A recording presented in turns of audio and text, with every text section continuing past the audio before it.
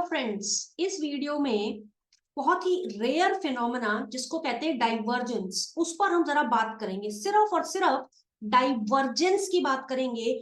और इसको समझने के लिए फ्रेंड्स आपके लिए जरूरी है कि आप MACD यानी moving average convergence and divergence को इन एंड आउट समझें। अगर आप इंटरेस्टेड हैं इस डिटेल्ड कंसेप्ट को इन डेप्थ समझने के लिए तो मेरे चैनल पर MACD से रिलेटेड आपको पूरी इंफॉर्मेशन मिलेगी। लेकिन पर्पस इस पर्टिकुलर वीडियो का जिसपे आज आप देख रहे हैं उसका है सिर्फ और सिर्फ डाइवर्जेंस के ऊपर फोकस करना। दो प्रकार के डाइवर्जेंस एग्जैक्टली वो होते क्या हैं, रेयर फिनोमेना है, स्ट्रॉन्ग कॉन्सेप्ट है और MACD के अंदर आपको मिलता है। तो चलिए फ्रेंड्स, मैं आपके सामने शेयर कर रही हूं बैंक निफ्टी का चार्ट और जरा गौर से सुनिएगा मैं आपसे कहना क्या चाह रही हूं। फ्रेंड्स, ये MACD मैंने बनाया है इस बैंक निफ्टी के चार्ट पर जो कि नीचे आपको दिखाई दे रहा है, देख रहे हैं आप। तो जनरली क्या होता है ना फ्रेंड्स, जब प्राइसेस ऊपर जाते हैं, येलो कलर की लाइन MACD में जो बनी है वो ऊपर जाती है, जब प्राइसेस नीचे जाते हैं तो MACD लाइन भी नीचे जाती है। जनरल एक्सेप्टेड फिनोमेना है, एक कनेक्शन है बिटवीन प्राइसेस एंड MACD। लेकिन डाइवर्जेंस का मतलब होता है फ्रेंड्स जब प्राइसेस और MACD लाइन डाइवर्जेंस दिखाने लगे, यानी अगर प्राइस नीचे जा रहा है तो MACD लाइन ऊपर उठने लगे, प्राइस ऊपर जा रहा है लेकिन MACD लाइन नीचे गिरने लगे। तो देखते हैं इसके क्या मायने हैं, एग्जैक्टली ये कहने की क्या कोशिश करता है जब इस तरीके के समीकरण आपको अपने प्राइसेस में दिखते हैं। गौर से देखिएगा जरा, यहां पर इस जोन में आप ध्यान से देखिए, ये है मेरे कैंडल्स जो ऊपर की तरफ जा रहे हैं। इसी तरीके से मेरा येलो लाइन यानी कि MACD भी ऊपर की तरफ जा रहा है।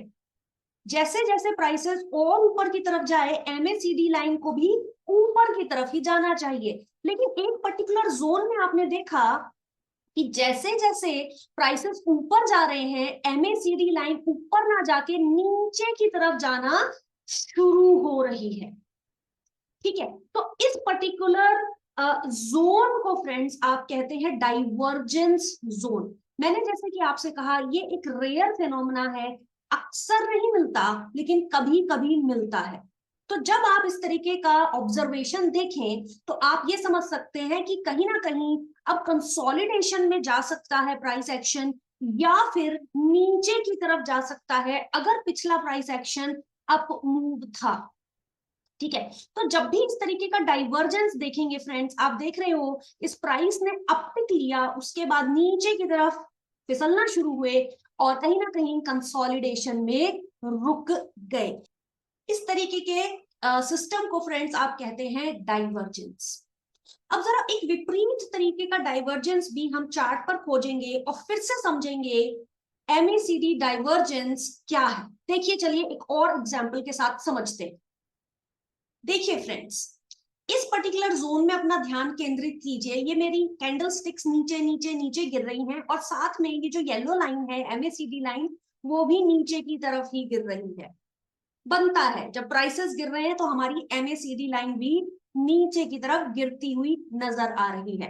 लेकिन फ्रेंड्स एक पर्टिकुलर पॉइंट के बाद MACD लाइन ऊपर उठने लगी लेकिन प्राइसेस फिर भी नीचे ही जा रहे हैं, यानी प्राइसेस नीचे और MACD लाइन अब ऊपर की तरफ जाने लगी। फिर से एक और डाइवर्जेंस दिखाई दिया, यानी अब गिरना बंद हो सकता है, एक अप मूव आ सकता है या कंसोलिडेशन हो सकता है। और वो हमने प्राइस एक्शन में भी देखा फ्रेंड्स, ये जो प्राइस का फॉल था वो गिरना बंद हो गया, डाइवर्जेंस जोन को हमने आइडेंटिफाई कर लिया और हम अलर्ट हो गए। तो पहले प्रकार का डाइवर्जेंस होता है friends MACD divergence with price.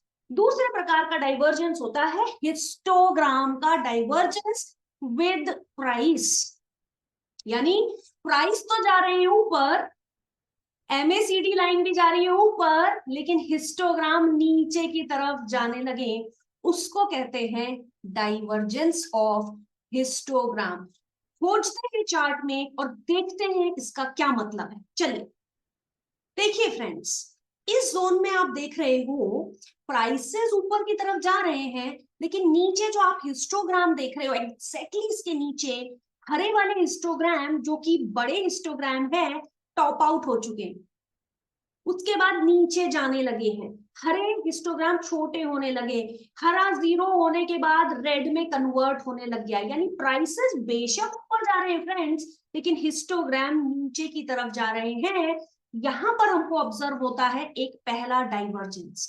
Implication same है, इंटरप्रिटेशन सेम है, चाहे वो प्राइसेस का एमएसीडी लाइन के साथ डाइवर्जेंस आपको मिल जाए या फिर प्राइसेस का हिस्टोग्राम के साथ आपको डाइवर्जेंस मिल जाए, तो आप समझ लीजिएगा कि जो भी पिछला ट्रेंड था, जैसे इस पर्टिकुलर एग्जांपल में अप ट्रेंड था, अब वो रुकेगा, थकेगा, कंसोलिडेट करेगा या फिर नीचे की तरफ आएगा। विपरीत इसके क्या हो सकता है कि अगर प्राइसेस नीचे जा रहे थे, ठीक है, और आपके हिस्टोग्राम ऊपर उठने लगे, उस जोन में आप सोच सकते हैं कि अब ये प्राइसेस गिरना बंद कर सकते हैं क्योंकि हिस्टोग्राम उठने लगा है, डाइवर्जेंस दिखाने लगा है, कंसोलिडेट करेगा या फिर प्राइस ऊपर जाएगा। तो बेसिकली डाइवर्जेंस आपको अलर्ट करता है, ना कि आपको एंट्री और एग्जिट पॉइंट देता है। Please be clear on this point. मैं ये नहीं कह रही कि यहां एंटर कर लो, लेकिन आपको अलर्ट करता है कि हाँ अब ये डाइवर्जेंस बन रहा है, अब क्या मुझे बुलिश और बेयरिश पोजीशन बनाने के लिए रेडी रहना चाहिए। इस डाइवर्जेंस को नोट करके other candle sticks, other indicators के एंट्री एग्जिट पॉइंट्स के बेसिस पर आप अपने ट्रेड्स इनिशिएट कर सकते हैं।